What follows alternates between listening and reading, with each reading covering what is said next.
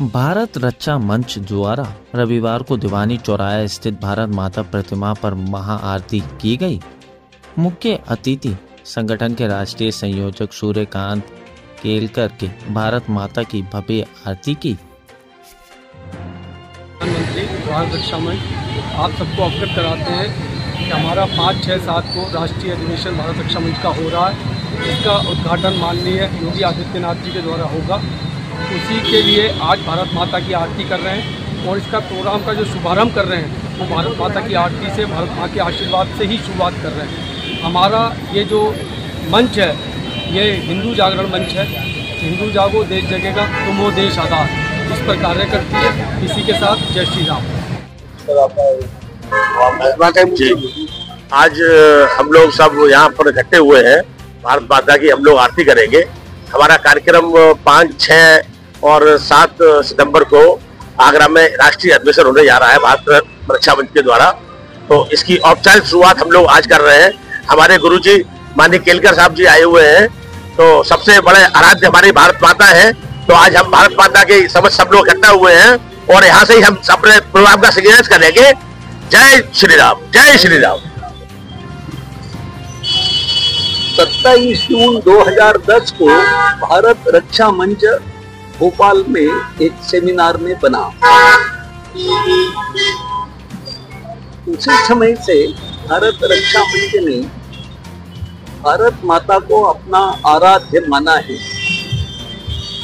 इसलिए नाम भी इसका भारत रक्षा मंच है। हम विवेकानंद के उस कथन में विश्वास करते हैं कि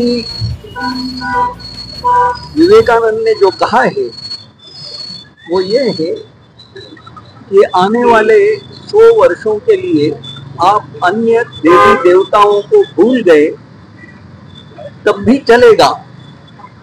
एकमात्र जागृत देवता है भारत माता। उस भारत माता का चिंतन करो, मनन करो, अध्ययन करो, उसके लिए काम करो तो देश की सारी समस्याएं हल होंगी। ये विवेकानंद जी ने कहा था। भारत रक्षा मंच उनके इस कथन पर केवल विश्वास ही नहीं, उसी के ऊपर कार्य करता है और इसीलिए भारत रक्षा मंच का गठन 27 जून 2010 को भोपाल में एक सेमिनार में किया गया और उसके अनुसार ही भारत रक्षा मंच ने उस समय जो बड़ा संकट दिखाई दिया उसको हल करने के लिए प्रयत्न शुरू किए और वो संकट था बढ़ती हुई घुसपैठ, निरंतर चलने वाली घुसपैठ, बांग्लादेशी घुसपैठ।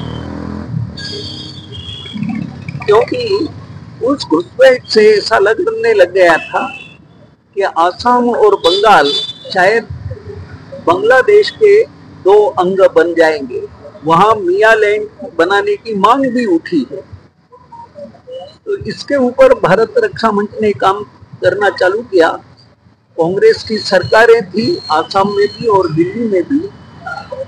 ध्यान में आया कि घुसपैठ के पक्ष में आसाम की सरकार भी है, केंद्र की सरकार भी है, यहाँ के राजनीतिक दल जो स्वयं को सेक्युलर कहते हैं वो भी उनके पक्ष में है। काम थोड़ा कठिन अवश्य लगा उस समय, किंतु दृढ़ता के साथ भारत रक्षा मंच इस काम में लगा रहा और भगवान की कृपा हुई, सरकारें बदली, केंद्र में मोदी जी की सरकार आई और मोदी जी ने घुसपैठ की समस्या को महत्व की समस्या मानते हुए और इसके ऊपर काम किया। हमारा उसके लिए दबाव था ही और मोदी जी ने